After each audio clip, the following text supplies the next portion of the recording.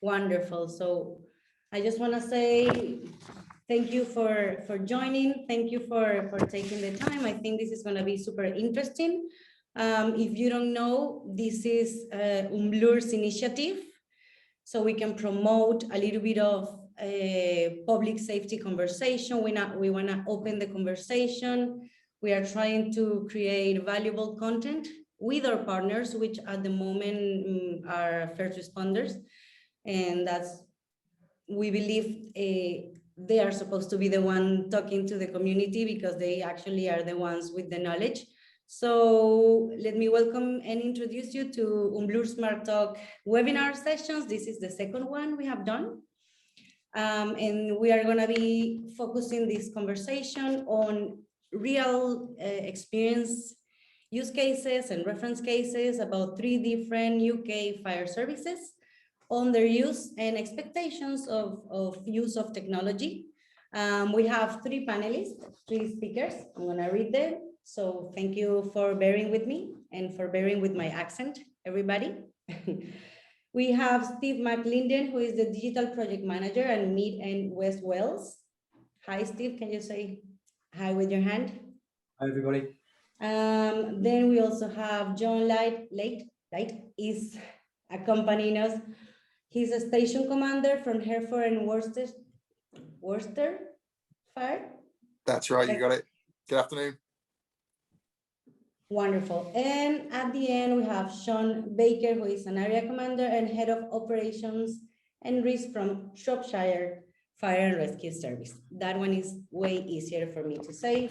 So I just want to thank you, everybody again. And I'm going to let you take the lead, Steve, as I'm sure everybody's here to hear about you guys and not me. Okay, thanks, Irene, and good afternoon, everybody, and a warm welcome to this chat. I think it's more likely to be. So, yeah, what we're doing today is really just talking through the digital journey that my organisation, Mid and West Wales, and within my role as the T20 Innovation Programme Lead, and also through our journey that it's enabled the Unblur Iris Core product to be developed, which has now been adopted by colleagues in Hereford and Worcester and Shropshire. And I know that there are a lot of organisations around Europe who are looking at the product too. So we really just wanted to, we're not trying to sell the product in any way, we're just trying to tell you about our journey and how we see it fitting into the future, and how the digitized operational environment is likely to look. So a quick potted history about me. I've been in Mid and West Wales for about 16 years. Before that, I was in Royal Berkshire. I'm just coming to the end of my career in the fire service. So I actually get to retire a week on Monday. So this is probably my last hooray about telling my story. So about 4 years ago, I was commissioned to look at introducing drones into the service, and we got Welsh Government funding for that. And it soon became clear that although the drones were available and a great capability, we didn't really have a suitable platform to get the information which the drone gives us, this unprecedented view of optical and thermal imaging, to the decision makers or the incident commanders in an easy and streamlined way. And it was at that point that I looked at the market and there wasn't really anything out there. So I led what was called a collaborative innovation procurement program, which was basically, we went out to the market and said, we think we need a platform that does something like this and this, but we're not sure. But we've got absolutely no money to invest in it. We may not have the money to buy it. And if we do, we'd like a really big discount. But what we can give you is our ideas and our support and our enthusiasm to try and create something which we hope is going to significantly enhance situational awareness, the way we manage incidents, but also fundamentally make our firefighters and the communities we serve safer. So we've been working with Unblur for the last 3.5 years, and we're extremely proud. And as an organisation, Mid and West Wales take a lot of ownership of the Iris platform because it has been designed in partnership and co-produced with Unblur, with our fire and rescue service, as well as in interacting with other agencies and fire and rescue services to make sure that we weren't just developing a product which was bespoke for Mid and West Wales.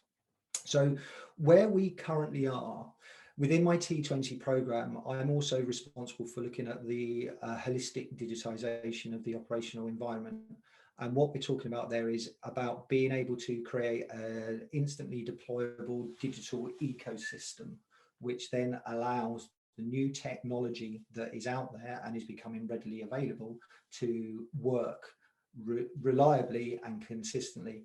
Within Mid and West Wales, for those of you who are not familiar with our service, we cover 2/3 of the landmass of Wales, with the third biggest geographical fire and rescue service in the UK. And we go from heavily industrialised areas to urbanised areas, cities to rural and remote rural too. And we can't rely on the infrastructure that's out there, so we have to take our own infrastructure there.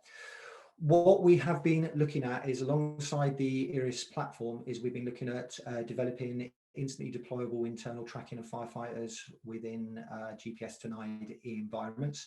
That's basically being able to put firefighters into risk areas within buildings and keep track of them. We've had some really good success with that, and we're hoping that the solutions that we've developed through the GovTech Catalyst Challenge will be commercially available within the next 12 months.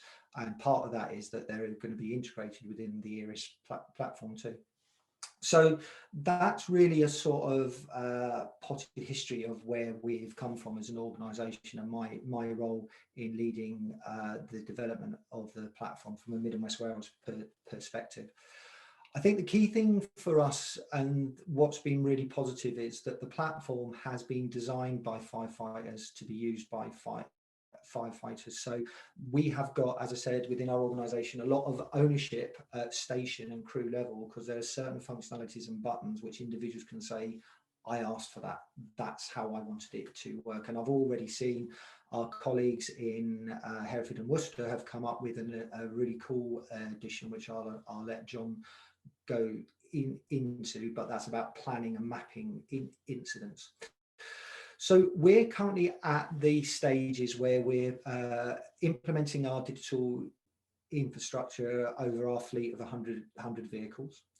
And we've identified a number of test sites within the Swansea Bay area, which are currently testing the IRIS platform, and they're also using, alongside that, body-worn cameras, which have the facility for live streaming. So at the moment, we have the ability that as long as the incident commander of the first appliance turns their camera on, which is a single action, then anybody logging into the IRIS platform will be able to see in real time the images which they've got, as well as the GPS tracking of where they are, where their vehicle is, and any associated information which they put into it. So our journey now is about implementing it fully, getting the end users to allow them to develop the use and need for it. So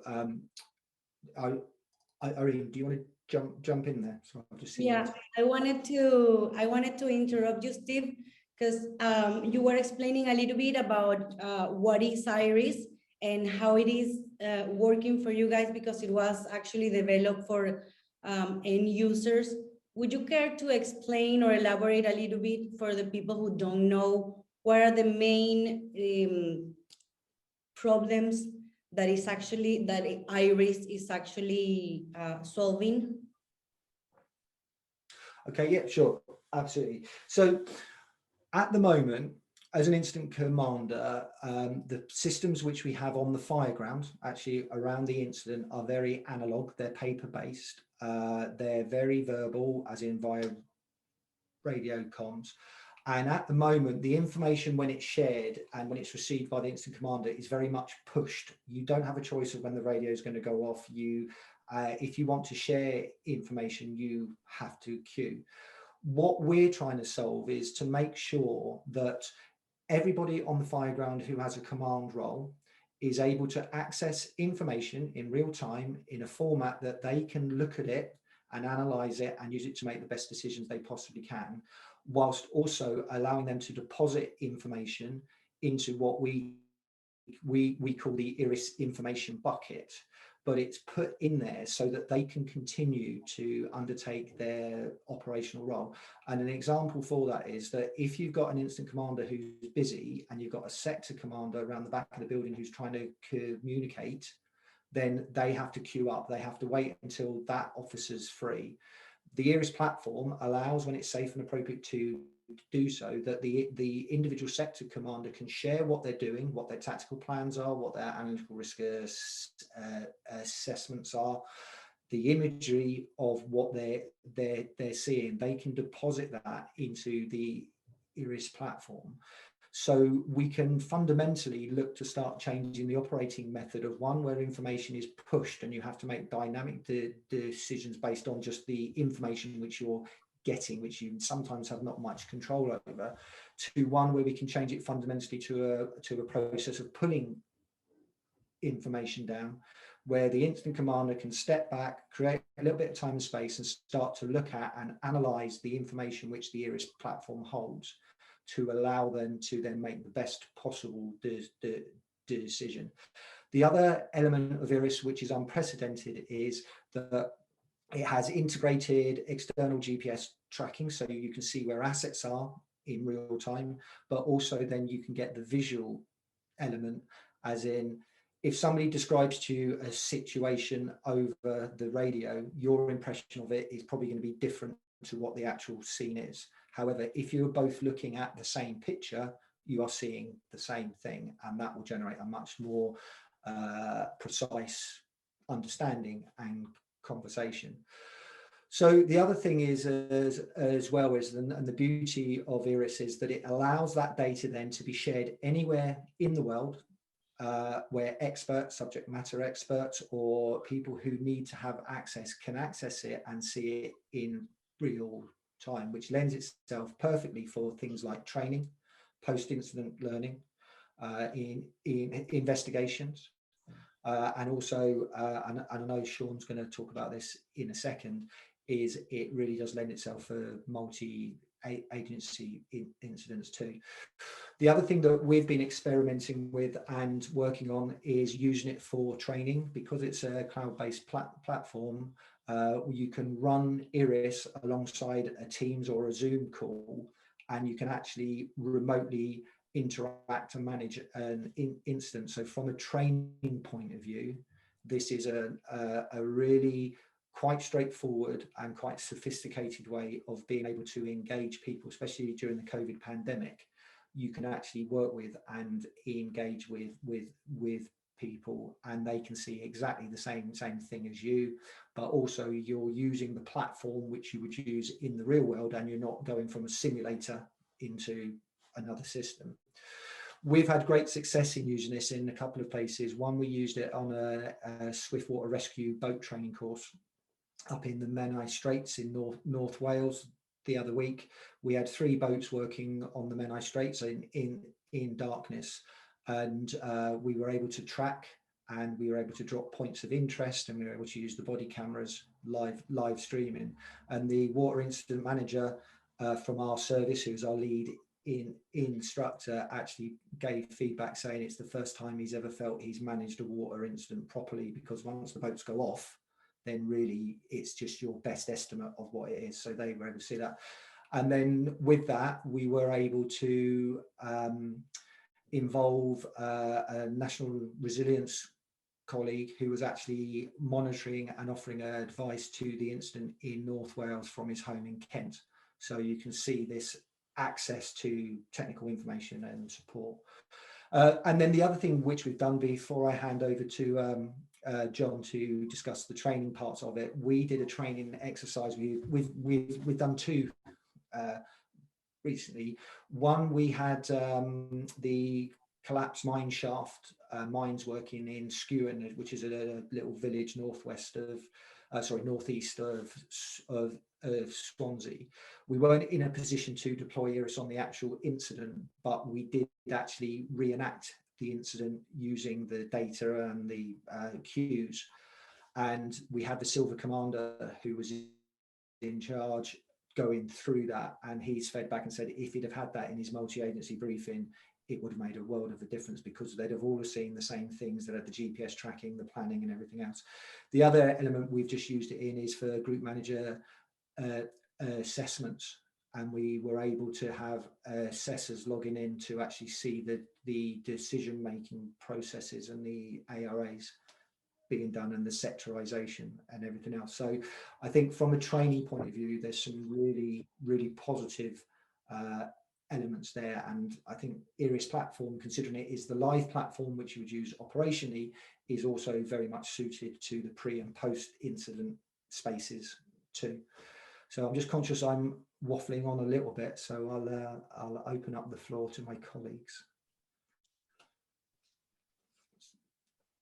I think one of the elements you mentioned earlier, Steve, was that making decisions, and having seen what we've got the capability of now in regards to the logging to those decisions, and everyone be able to see those at any one time, whether it's somebody sat in SEG or there's somebody on the fire ground, being able to look at those and not scrutinise those decisions, but really recognise that they're being made and they're being recorded with the rationale behind them is going to be a real bonus to us, because it's timestamped, isn't it? We can see exactly when they are, and then the scrutiny afterwards, and from the insurance, and just to show that, you know, the right decisions being made for the right decisions at the right time. Yeah, I think you're absolutely right there. One of the things that we've found too is that it's really good as well for post-incident learning. So the incident commander and the crew can go back, especially if the body-worn cameras have been worn, and they can do a very safe and self-review and look at it and say, well, did I actually spot those cylinders there? Did I consciously clock that? I think also with the date stamp, if you've got GPS tracking on the individual, either via the Tactics app or via the camera, you can actually see where they actually were when they made that decision as well in relation to the actual risk.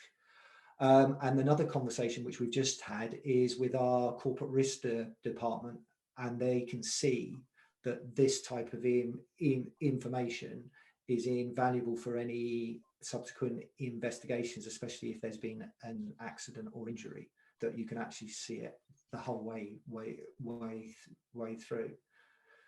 So, John, what are you, obviously you're just starting your journey with IRIS. What are you looking to prioritize in relation to the introduction and the training of IRIS within Hereford and Worcester? Sure. Yeah, it's like you said, we're right at the beginning of our journey. That journey sort of started when we just made the decision to change our incident command unit setup. We just had the one bus, similar to a lot of other services, one large appliance, look like a bus in most circumstances, but we decided that we were going to change that, and actually went for two smaller units, two incident command units. Alongside that, we wanted to really upgrade the technology, because that technology was pretty old, really. It was lots of spreadsheets and real basics, and we wanted to upgrade, get us into the 21st century. My background in the training element was I worked several years within Training Centre, and a few of those were as the incident command lead. Looking back now on what I was having to set up in regards to exercises for level 1 all the way through to level 4, we use XVR as well, which is another fantastic digital system. But when I was trying to set up a realistic version of a command unit, it was still using whiteboards, still using basic Google Maps, those sort of things. So it was realistic in the sense that's what they had, but considering what was available to us and what we wanted, it wasn't good enough, really. I'm talking maybe 3 or 4 years ago now. Having looked at the app and having worked with both the crews for our 2 different units, we've got one unit at the top of the 2 counties in the north area in Kidderminster, and we've got one sort of down to like in the West District in Ledbury. So they can cover both counties quite nicely. But having looked through what IRIS is capable of, and all the options that we've got, and the real big point for me is that it's developable. We can develop it as we go along. We can ask the question. I've spoken to obviously Irene and Laura to say, can it do this? Can we make it do this? And so far it's been pretty much yes, we can do that. So historically, the training for the Incident Command Unit, which was based in Malvern, was that training was really just only for those staff. They were trained up, the whole time firefighters were trained up it, and so were the on-call operators trained up in it. But it was really only them who had any idea of it. So you couldn't really utilize anybody else in the fire ground to come and have a look. What I see in the future is that, yes, we're still training up our new operators and getting them used to the system, and they're doing local exercising just on station at the moment, but is then looking to spread that learning outwards and really say to, listen, everyone, you've got access to the app, whether that's through tablet or through the actual web, and they should be able to use it and be au fait with it. So if we do get a large incident and we need to bring people in to assist, they've got a very good working knowledge of it, from firefighters to officers to those ICU operators.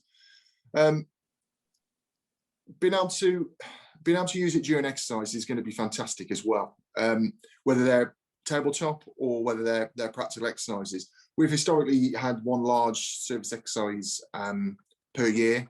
COVID obviously put pay to last year, but we've recognised, when you have one big service exercise, you don't get to really let everyone have a go. There'll be crews there who turn up and don't really do that much. They're sat there, they might do a little bit, and you'll have crews doing a lot.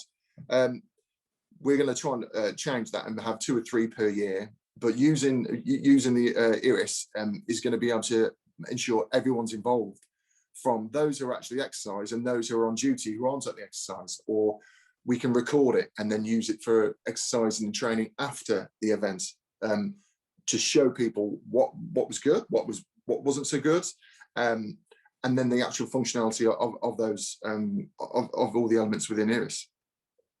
And then obviously, and I'm not going to steal Shaun's story, is involving those other agencies within that training as well, getting them used to what we can see. And again, I'm not going to go too much into what Shaun's going to be talking about. We have looked at what the mapping function can do, and just being able to see how you can map out an incident, or a pretend incident, a mock incident, a simulated incident that we wanted.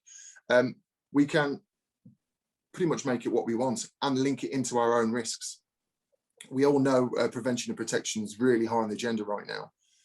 Having that ability to take our high risks, see it on the mapping, put in appliances and people where we want them to, then actually overlaying onto that risk our actual, whether it's CAD drawings or 3D mapping, maybe in a year or 2. I know that's something that we're looking at, to have a real good idea of what's going on within that building. And you throwing GPS involved in that as well, it changes a lot of things that we've had issues with in the past, nationally and locally. Go on there, Ori. You were telling us before we actually started a little bit about an experience you had. Was it last night? No, at the weekend. I was on duty. It was my duty weekend, and we had our drone over in Herefordshire, and it was assisting the police with an incident. And I'd been there in the middle of the night, and I'd come back from the office, and was sat there doing a few emails when the drone operators called me up and said, "Listen, we're back there again. Would you like to have a look at the live view?" And I said, "Yeah, absolutely fantastic. It would be my first time I've seen it out in the real world."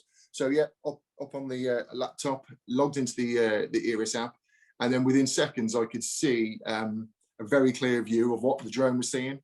I could talk in one of the other screens to the actual operator to say, "Right, can you have a look at this? Can you move over there? Can you give me a 360?" And to see it in action and in such good quality as well. That's what I thought. It might be a little bit pixelated and you wouldn't get that quality, but no, it was there all full in HD on my laptop in my office, which was really eye-opening for me. And then after that experience, I started thinking, right, what we could do real life and within training. So yeah, that was really interesting. Could you, I'm not 100% sure if you can share this information, but can we know a little bit of what actually happened? Because I just think listening the experience of the incident can be really interesting, because a huge part of the attendees are actually serving officers. Can we know a little bit of what happened, or is that private? It's not too private. Basically, the police have requested our attendance to look at and monitor a large group of people that were gathering, obviously with COVID here at the moment. Obviously that's an illegal activity at the moment, and they just wanted to basically have a look at how many people were there and what they sort of like how they might be able to plan dispersing that large crowd. And it worked really well, both thermal, because I was there during the night, we could see very clearly within the thermal imaging, and then during the day when we could use the really good camera, we could see everything that we needed to see. So yeah, it was again multi-agency working, but yeah, really worked. And from a coordination point of view, remote coordination, if that had ramped up to a bigger incident, let's say for instance you were at a larger incident, whether it's the Bristol protests that were happening a couple of weekends back during last week, those sort of things, if you had that set up with your multi-agency partners in a goal command or strategic command, you'd have a real good eye on what was going on, make some real life decisions, because we know those communications historically from the fire ground up incident ground through to back up to strategic command and then back down again. We know historically that can be a very slow process through decision making, and you're going through the one chain of command into another, then back down. Critical elements can happen in that time. I know of various instances where that delay has caused issues because cross communications were happening and bad decisions were made. So yeah, it was an interesting one for me to use and see what was there. And then so then that got me thinking, who could I contact, who could I bring in for those sort of things? People like hazmat scientific advisors, etc., could be sat there watching as well, making real life decisions and advice to commanders. And then like as Steve said, being able to instantly look at ARAs, any sort of risk assessments, that GPS tracking, sharing with that tactical coordination groups and the strategic coordination groups, use with that, the SSRIs, those intel risks, and being able to overlay and see what's happening is fantastic. The one big element that I've been working on this year as well is the FSG recording and the Fire Survivors Guidance recording. And we, all of us within our room, and obviously the people watching, with the Grenfell inquiry, we know that we've got to really track this information and make sure we don't lose anything, we don't drop the ball. And so we've been working with Laura and the developers to come up with something that can produce real-time tracking and recording of evidence that alerts everybody when new evidence is coming in. So that would be from control to ICU to command support through to bridgehead and back and forth. And that's coming along really nicely as well. We're really looking forward to testing that on tabletop and then out in the real world as well. So that's been going on really well. And that's go ahead, sorry. So yeah, I was just more or less going to sort of finish off there really and talk about that the level 4 element for me is going to be really important, because we know we struggle to train and give development and competence training for our level 4 commanders due to them being very busy. Who does that competence training? Who assesses the chief? Because the chief usually, and it normally works down, you assess the people one rank below you.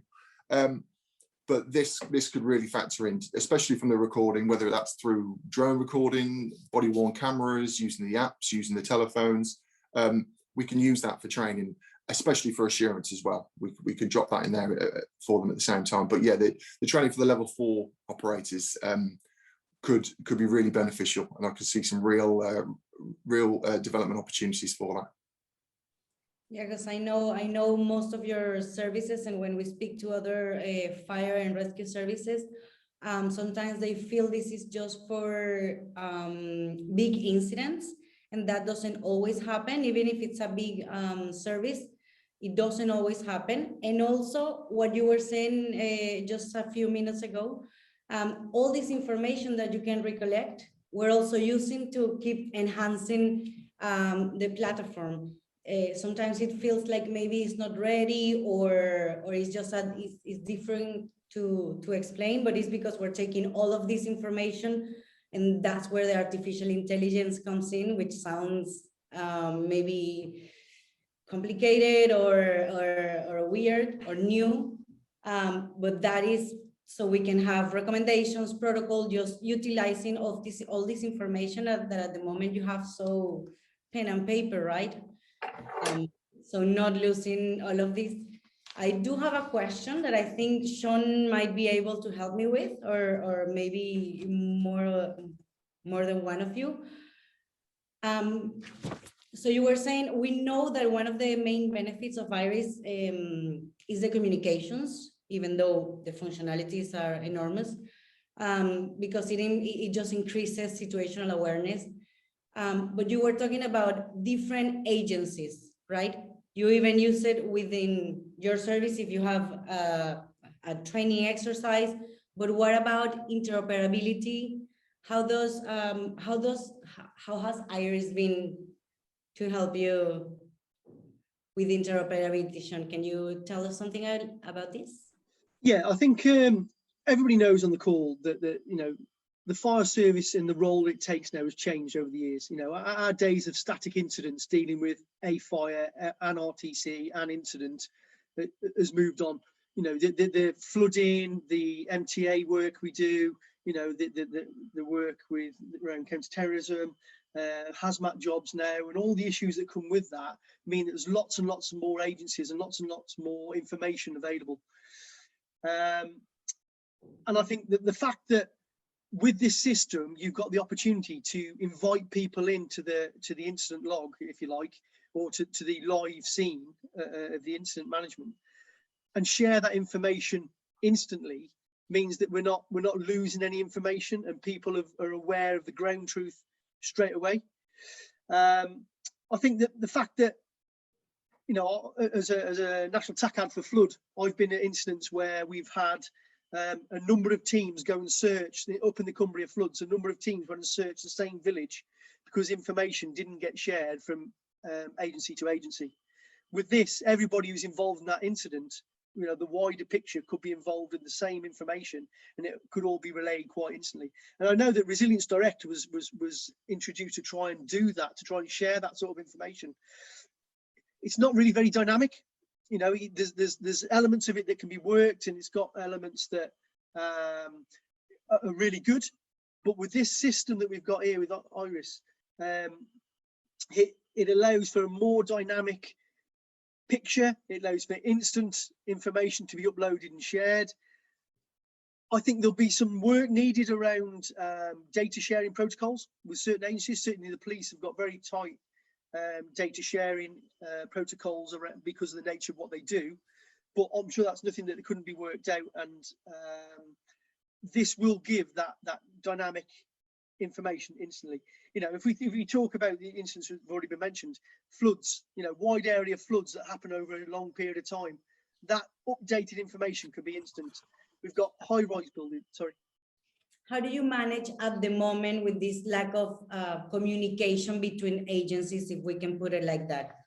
So at the moment, we try and, you know, use the JESIP principles where we co-locate and we try and share information. But still, you know, where we're talking wide area, you know, if you stick with floods, wide area floods, where you've got a number of multi-agency bronzes or a number of silvers in operation because of the scale of the flooding, sharing that information from location to location, you know, I've witnessed it, does get missed. So in best practice, that information is shared instantly through your TCGs, through your STGs, and within the LRF. You know, that should be coordinated through your significant incident rooms, etc. But we've all got different systems at the moment that locate and use information, and it's how that is shared. This would give the opportunity to have a common platform for everybody to be seeing the same up-to-date live information. So I think it's got a real added bonus for it.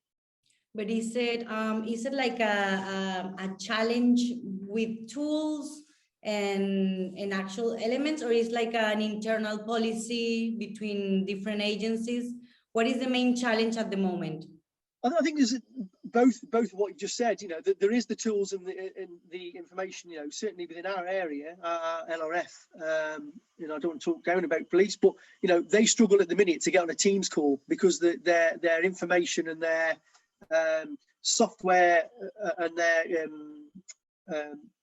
equipment they've got available for communication still relies on dialing on a telephone into a telephone call.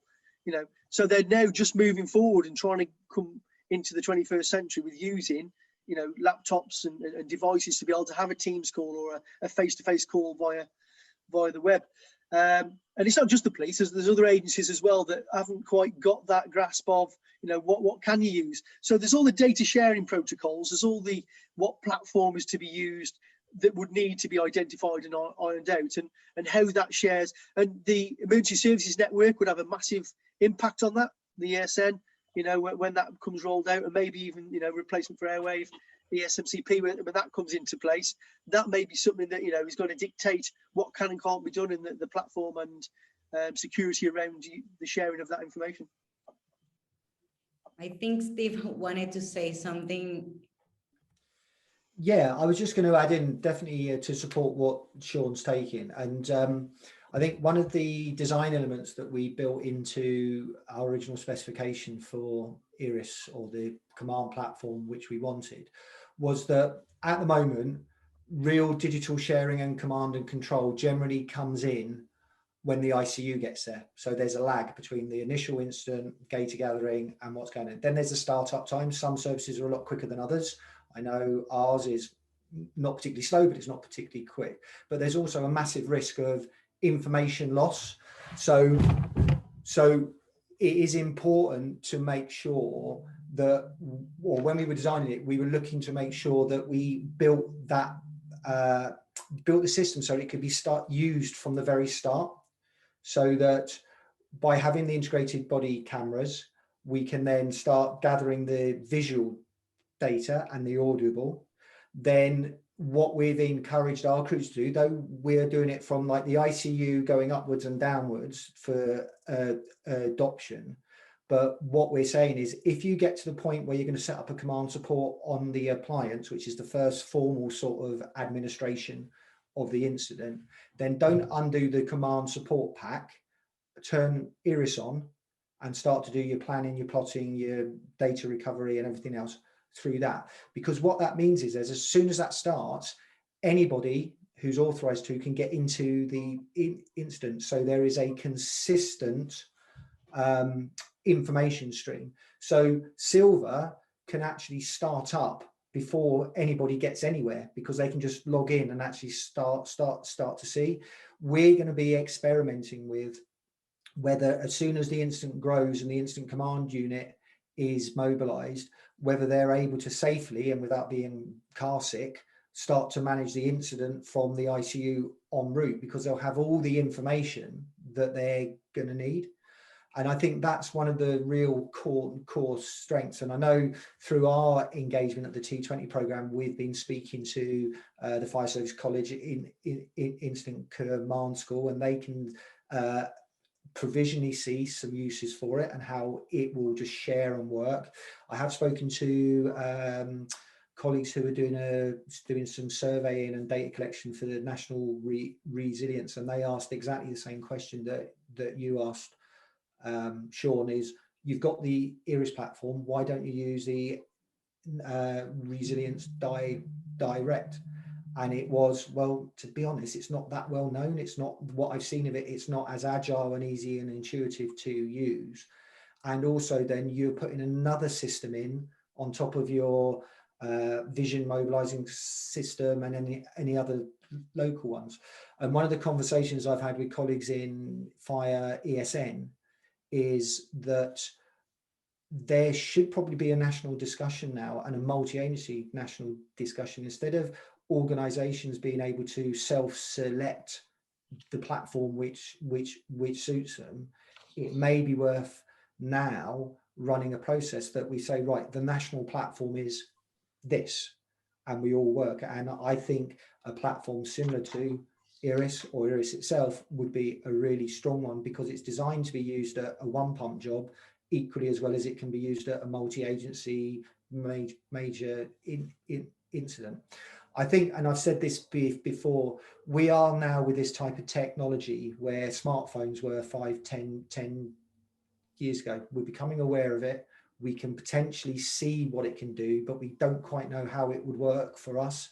And I think we're going to go through a very rapid and quite exciting journey over the next 2-3 years, where organizations are suddenly going to go, I want to be able to sit in my lounge and monitor an incident that's happened 40 miles away to support the crews that are going there. Because with the tactical bandages now, there is a lag, isn't there, on travel distance? You have the incident commander, then you have a tactical commander maybe 10, 15, 20 minutes away.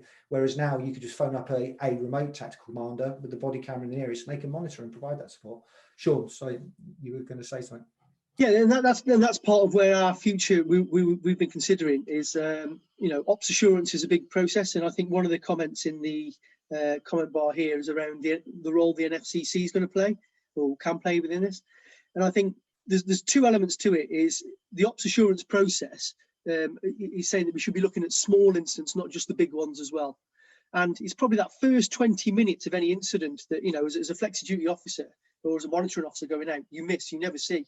So actually, this platform will give that opportunity if somebody was to, you know, one of these new incident commanders, development incident commanders, or for a thematic review, the incident commander for that particular time, you know, you had it for a week or a month at a time, whatever it was, they wore that body worn camera that could be recorded through Iris, and that would do your ops assurance process as well. So you would actually be able to manage and monitor what is going on, being able to identify issues or patterns or, you know, routines that are happening or not happening. So it would allow for that element of it as well, you know. And also, you know, if we talk about, you know, one of the ideas we had was that there would be an officer in control, you know, a fire officer who is looking at that ops monitoring role from within control. So from the first time they get in booking attendance, there is that support is there for those new or inexperienced officers to give that support in. So the NFCC are currently looking at ops assurance and best practice, and maybe this is where it fits in, and that's the element it goes down. I know. Go ahead, Steve. Sorry, I was going to say, I think you're absolutely right. The ops assurance and operational learning element of it as well, and especially now version 2.5 has got the ARAs linked to NOG, the National Operational Guidance, so that you can really track. And I think one of the exciting things with that is that it allows you to add additional risks and controls beyond what the standard ones are. So that's going to be a really useful tool. I think one of the things we're looking to, and we've tested, is we've actually used it with the streaming cameras to support ICS assessment, so that some of the assessors, because of our service area is so vast, they've been able to monitor and view and offer a opinion.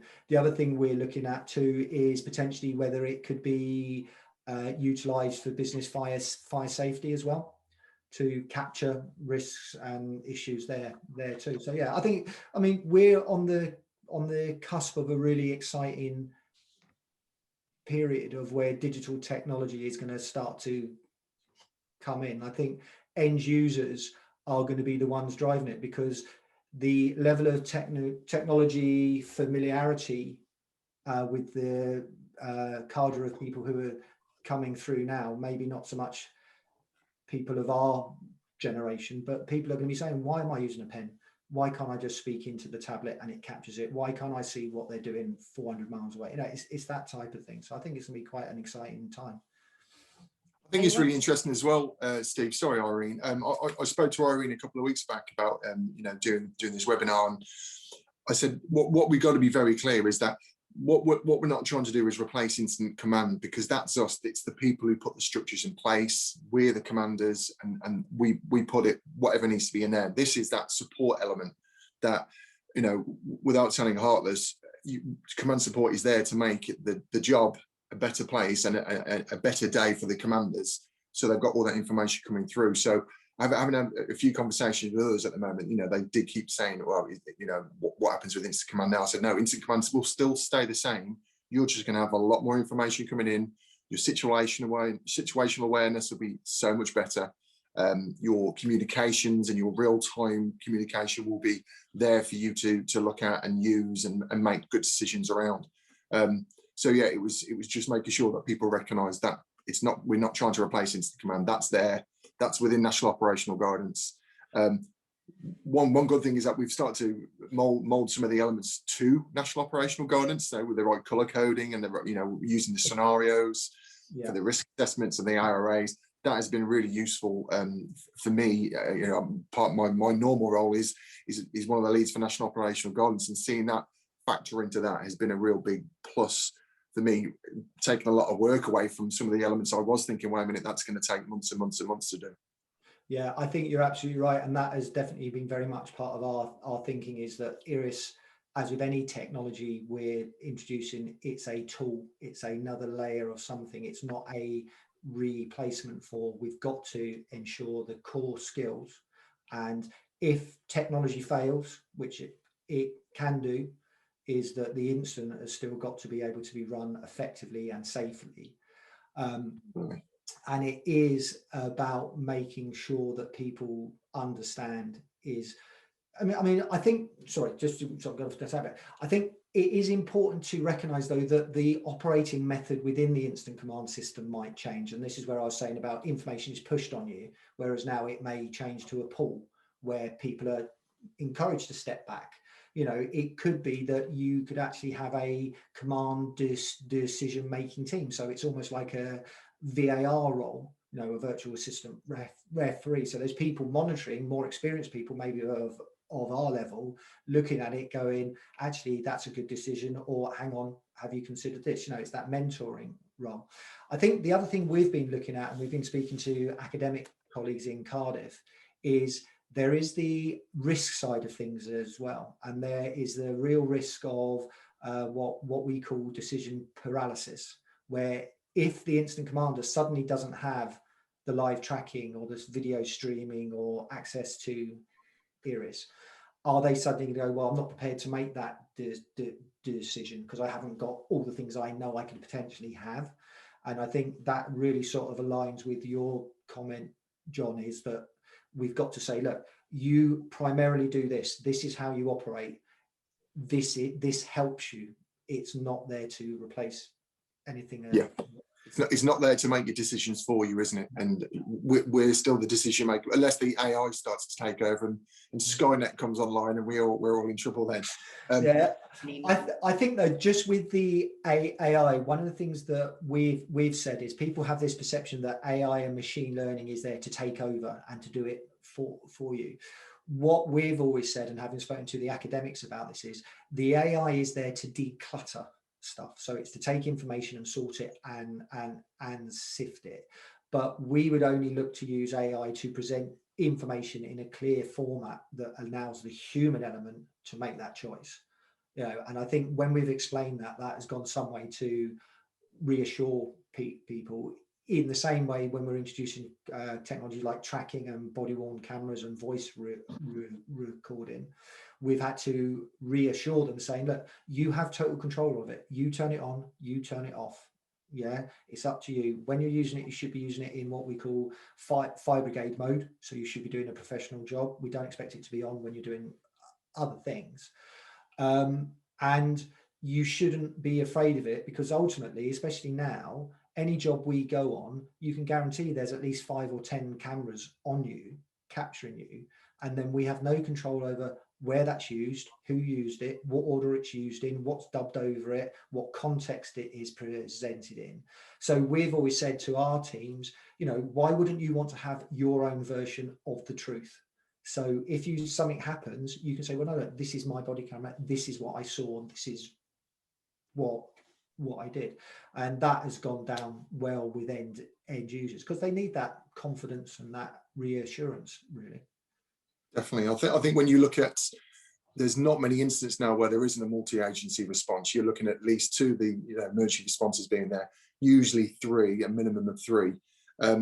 That's sharing information, whether it's sharing of the ARAs, printing them off, giving them their own tablets to lead off. You know, if you've got the money to be able to have that many tablets on your instant command use, fantastic. But one real one that we've been looking at is that shared decision log. You know, we're not just making decisions as one service and then all coming together with 5 or 6. We've got to make those shared decisions. And if you've got those, whether it's a real time or a recording or a tablet where you can all just put your mark and sign it and timestamp that is going to make a real big difference, especially for some of those bigger decisions where there could be some, you know, not very nice repercussions because of that decision you made. You know, just thinking back to Grenfell, if you've all got a joint decision in regards to something like that, and you can timestamp it, and you can see it and watch it back, that would be massive, I think. Yeah, I think you're absolutely right. I think there's something to bear in mind here as well, though, is that this system is, you know, capable of doing so much. You know, things like, you know, because the way the GPS, you know, location works, it could help to locate casualties, you know, in sort of, you know, missing persons and wildfires and things like that. You know, for sharing information around hazmat jobs, all that stuff, because it's live and it's accurate and it's live. But within the LRF structure, currently, Resilience Direct is the chosen platform where this information is shared, and I think that's where the compatibility would have to be worked upon, is how that information is shared. And I think the system is more intuitive than maybe what Resilience Direct currently is, and that's where the benefit comes. So people being able to share it, use it, because it's all from the app as you go, but then actually how that information then shared across the, you know, an SCG and all that sort of thing, that is where you'd have to work, because nationally Resilience Direct is the program or the platform that has been used or is being used for that information. This will be a tool, I see, that can either feed into it, or when it's demonstrated and can be sold, you know, and showed the benefits of it, maybe will grow then for the future. Absolutely. That is absolutely correct. I'm seeing that we have some questions. I don't know how you guys feel if I start reading some. I've seen Steve is already answering. I was gonna jump in, but I saw Jim Martin. He has a question which is really, really smart, and it's actually what's happening. You wanna maybe answer for everybody, Steve? Yeah, the question Jim asked was around about how AI could act as almost like a triage. So a decision's made and it then searches databases and history to see, is that a good decision? Is it a bad one? This is something that we've looked at and discussed theoretically in relation to when you look at something going wrong. It's not just one decision that makes it go wrong. It's a series, and it's whether there would be merit, scope, feasible to actually almost do like a traffic light assessment. So if somebody makes the first decision, the AI looks at it and says, green, that's a good decision. But then when they make a second one, it looks at it and says, well, okay, that's a good decision on its own. But if you combine it with the first one or the ones that you may make, it may make it a bigger risk.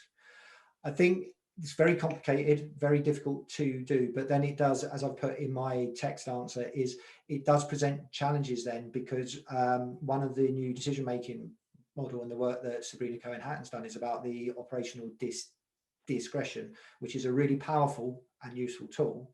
But then you have got a risk that if the AI, which is very clever, is saying, oh, that's not a good decision, because it doesn't actually have the full context or awareness of the actual circumstances. If the OIC chooses to use operational discretion because there's a percentage of risk, but the outcome is going to be a positive one and it goes wrong, then is that not lining them up for more scrutiny? Because not only is it done based on, well, your operational discretion, you went against the operational guidance, you've actually gone against a sophisticated computer system that's actually said that's maybe a little bit risky anyway.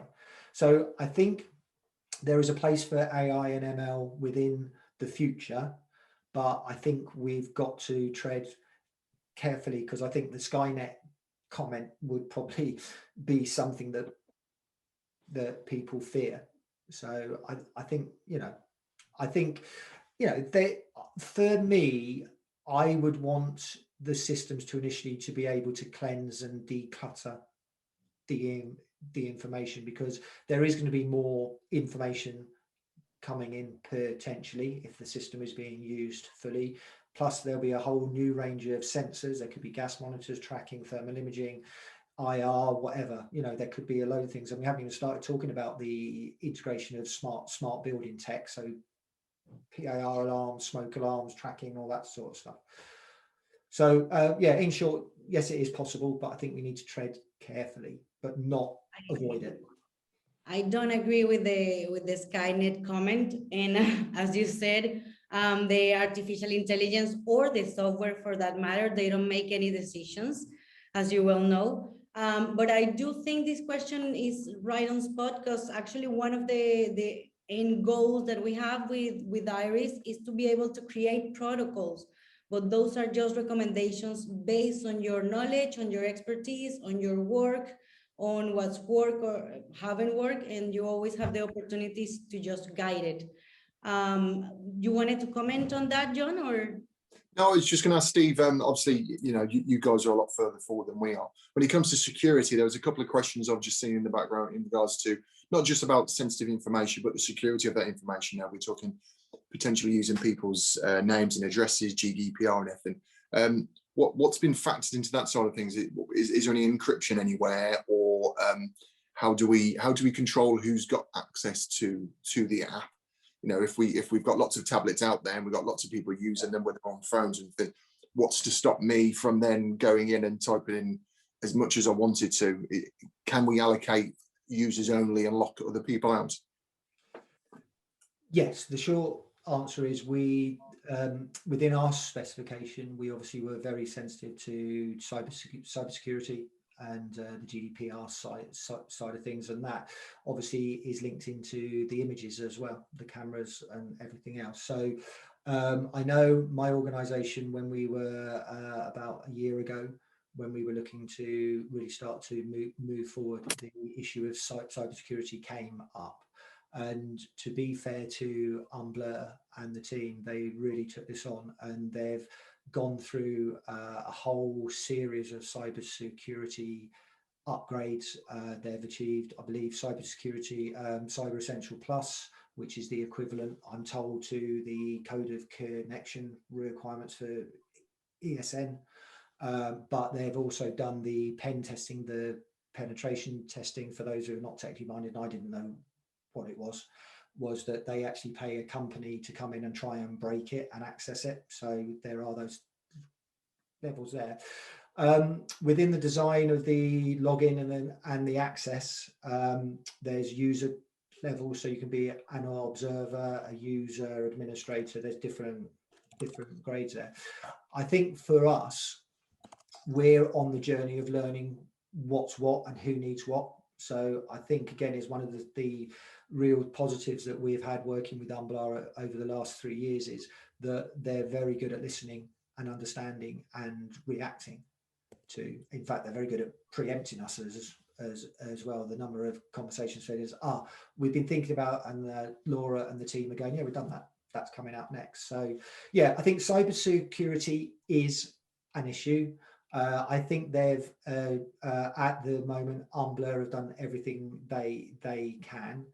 I think, again, it's going to be one of those journeys. We are going to learn, but I think the potential risk of accidentally providing access or disclosing some information, which is really not going to be anything more than what the public have got and is going on YouTube and Twitter and Instagram.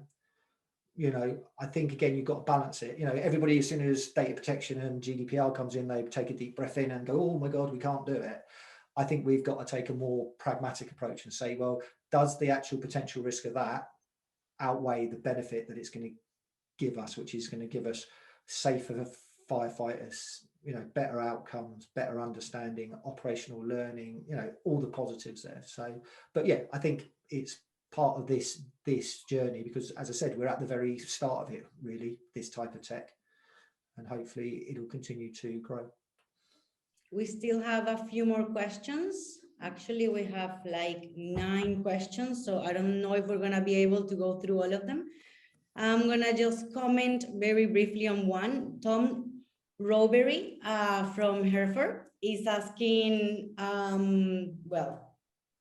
that they should commit to purchasing body-worn cameras. I think this is something internal, but what's interesting is that, as we mentioned, IRIS, you can connect to your phone or to whatever, because he says it would be really interesting if our service could commit to purchasing body-worn cameras for all operational commanders to link it With any potential fire investigations, incidents evolve so quickly that it can be difficult to write accurate statements, so live recorded footage from the very first attendance would prove invaluable.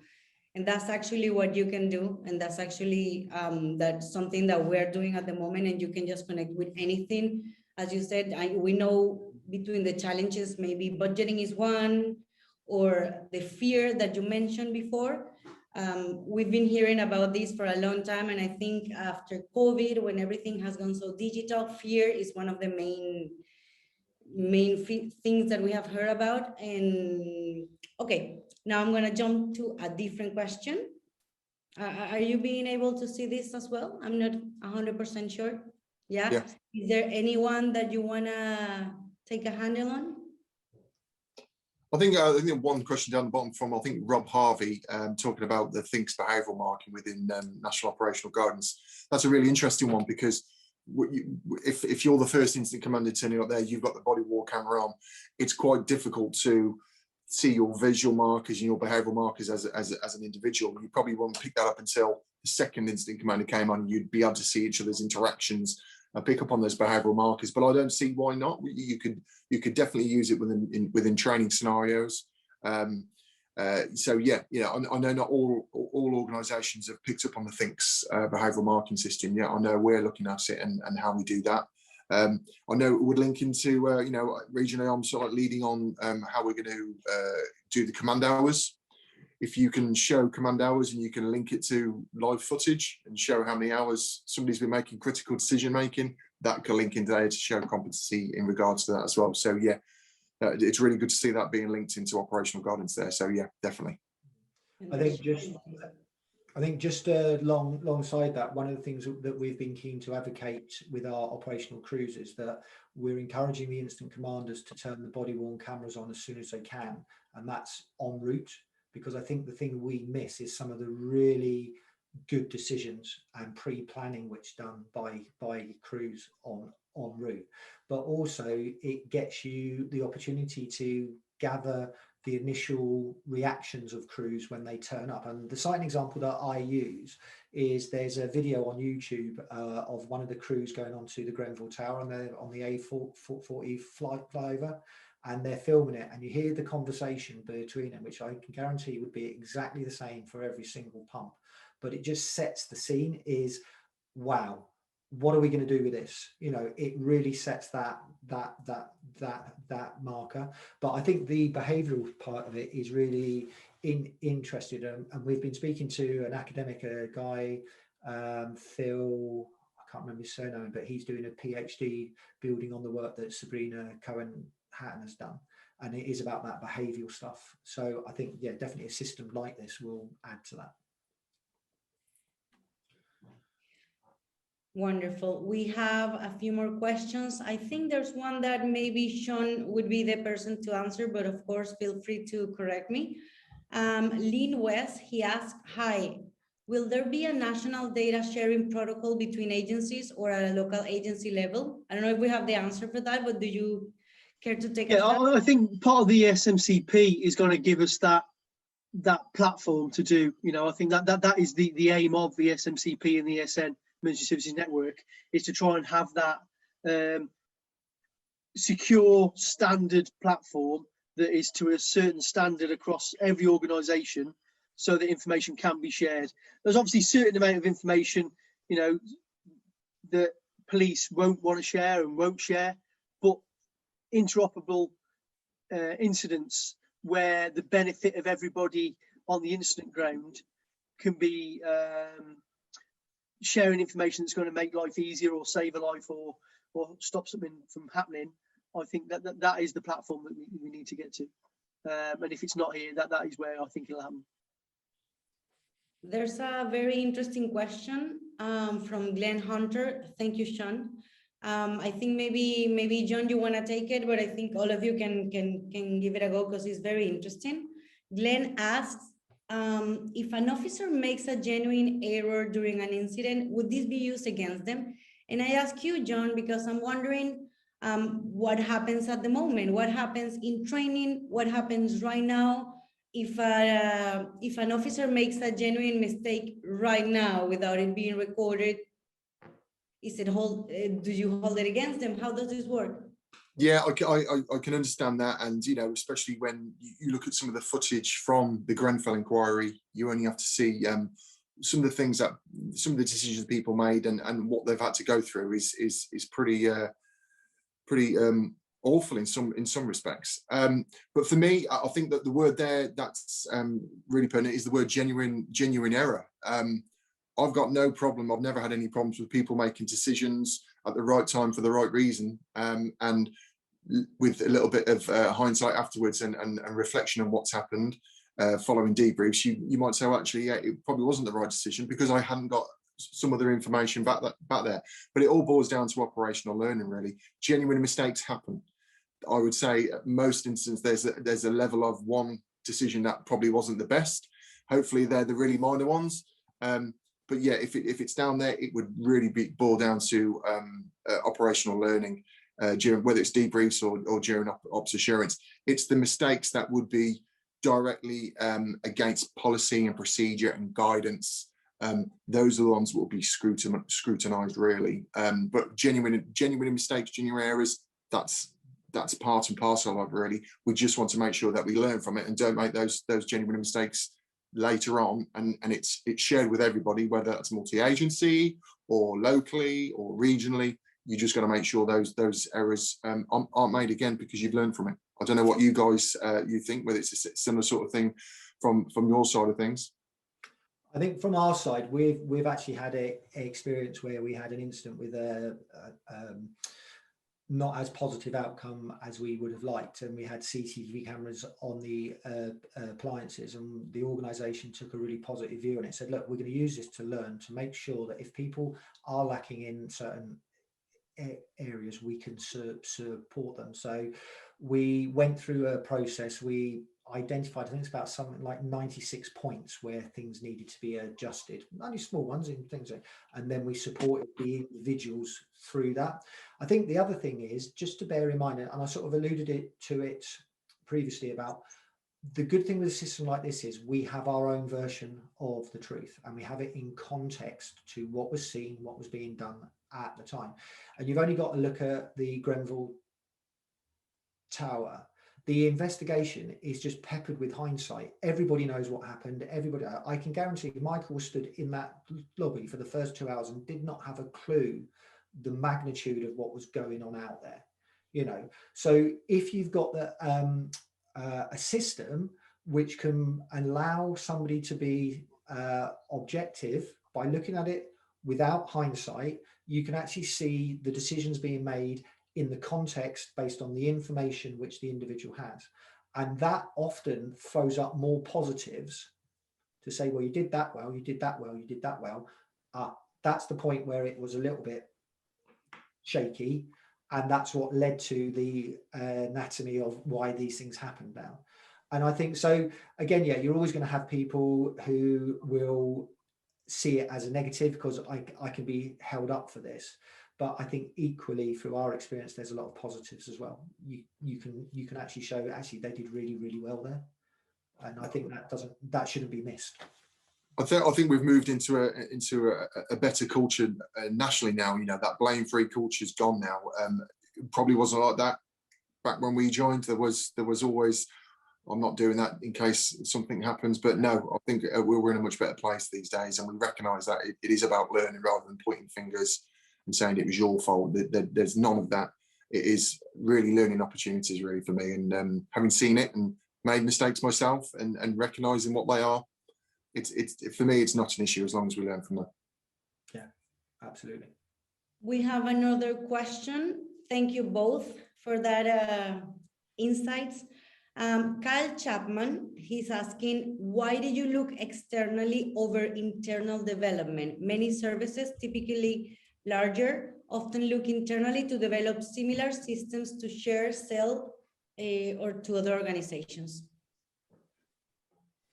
I think certainly for Shropshire, I'd put a comment in the box. Capacity, we haven't got the capacity to do it. You know, we're a fairly small Shire brigade. You know, we work a lot with Hereford and Worcester, and we try and coordinate and collaborate where we can.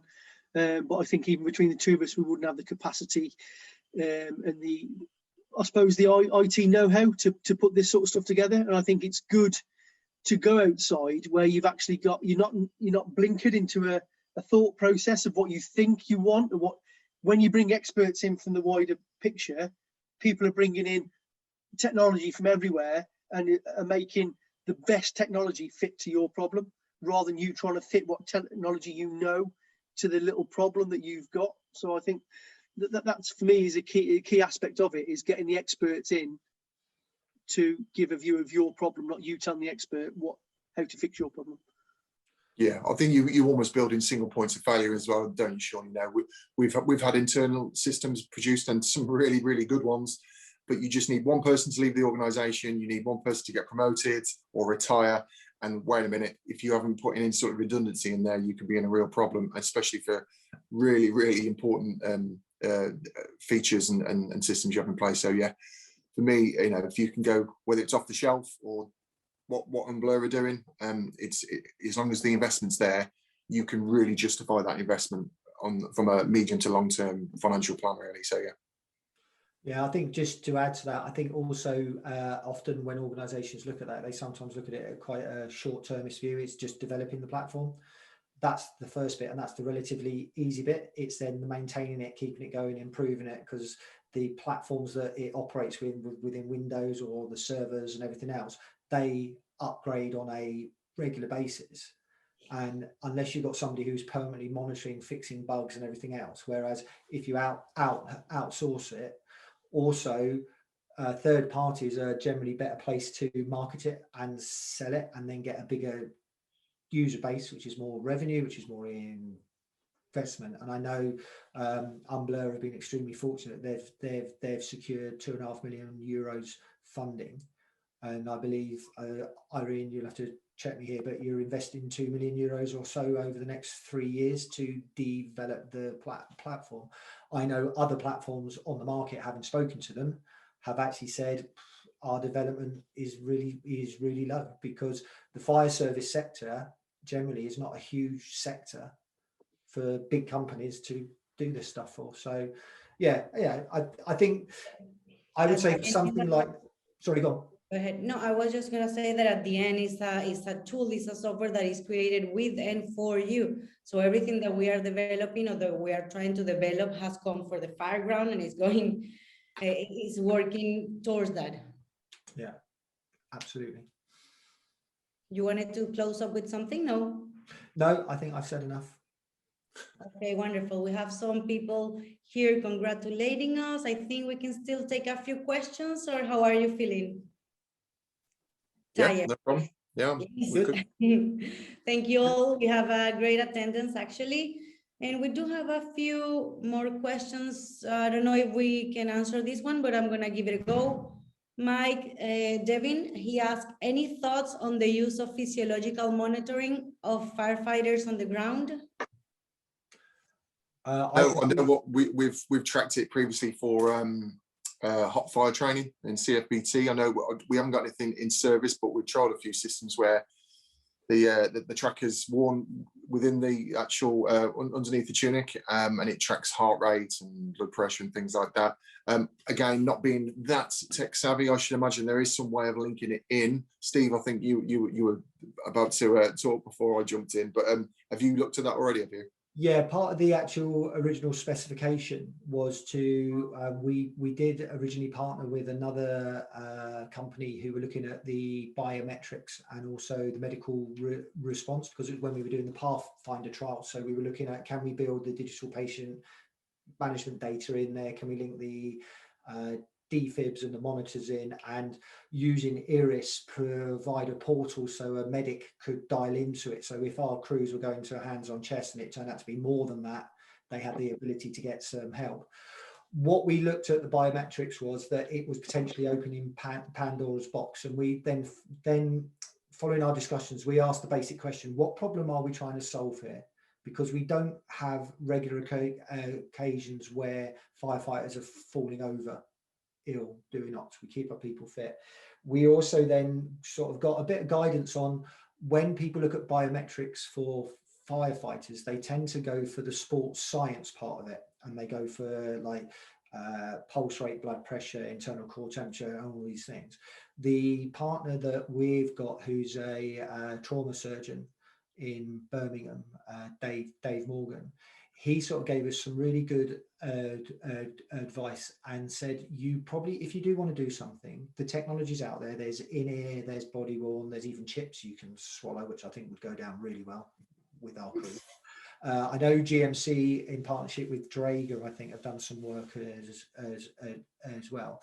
But if we were in a position to look at it, what we were advised to do was basically start to maybe look at operating a traffic light, so a red, amber, green, and do it on general welfare, which is looking at pulse rate, heat stress, and temperature, and really just start to say what we think is a normal range of operation for most people is between this and their green. If they then start to move up, so it actually acts as a trigger to turn around and say, actually, we're a little bit concerned that the signs are that that individual may be entering into the next zone.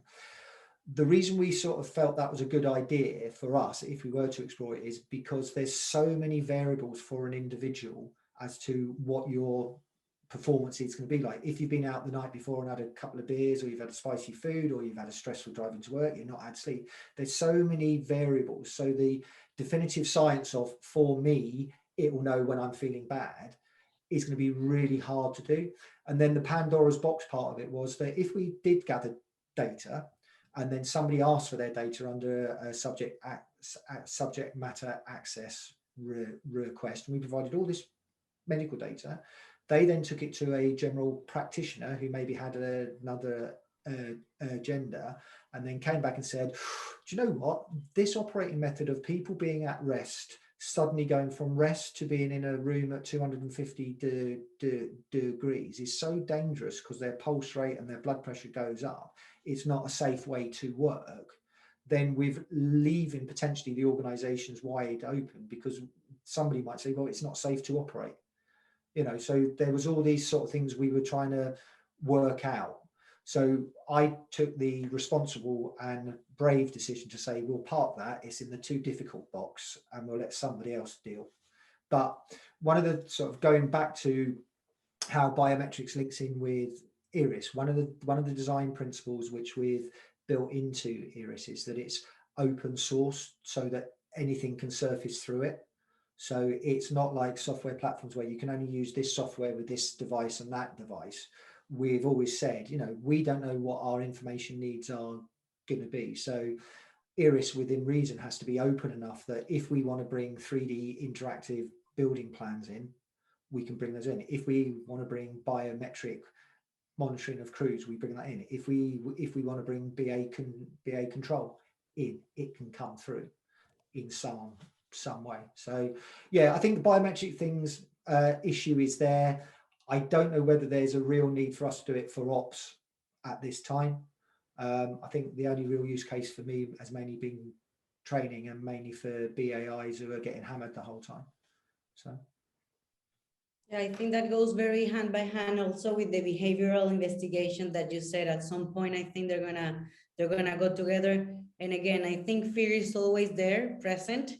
But all of this is just to enhance all that you have and just use it as a benefit. I think, wait, we have a new message. Some people are very happy with the session, with the webinar. So I think I'm gonna let you all go. I think it's been super interesting. You guys are incredible. I've told you personally, because my experience is very limited, but it's just a pleasure to hear you talking about your expertise. Everybody's saying that it's excellent, that they liked it a lot. So I think we went through all of the questions, and I think that's it. I did wanted to mention that all of this, something that we have come to realize, and of course I'm speaking on behalf of Unblur at this point, is that it's not just about one functionality or communication or situational awareness, but it's about the whole ecosystem. And that's what we're trying to work towards. Just utilizing diverse digital tools and technology. So that's it on my side. Anybody wants to have a final conclusion, say goodbye? Very informative session, great to hear. Okay, so everybody's happy, so that's very good. Just yeah, so for my side of things, obviously us in Shropshire are working very closely together. You know, we've got some alliance work going on, and we've bought pretty much the same ICUs and the same system as well. So I know we're going to be working together. I know, Steve, I know you was just saying that, you know, it's very close to your time to leaving the fire service and go to pastures new and everything. But it'd be obviously we want to keep that relationship going as well, and making sure, you know, anything that we think of or you think of, we can share it and push it forward with using the app. But yeah, obviously, if we don't see you before, Steve, good luck with everything that you've got going on. Hopefully, it won't be the last time we see you. But yeah, thanks for all your support and everything you've done for us so far. Cheers, John. Thanks. Yeah, good luck, Steve. Thank you, Shaun. I think we're meeting up with your guys and girls on Monday as well. We're going to have a session at Hay on Wye. So yeah, no, yeah, it's been a great journey, and I'm looking forward to seeing how this grows over the next three to 5 years. So thank you. Been really good. Yeah, and I know that integration is already happening with the ICU. That's something that I wanted to comment at the beginning, and it went away. But okay, thank you, everybody. I'm very happy of all the information that we managed to transfer, and everybody's super happy. So I hope you have a wonderful day. Thank you for joining. We'll be speaking soon. Cheers. Thank you, Rory. Take care. See you later. Cheers, Bye-bye. Cheers, guys.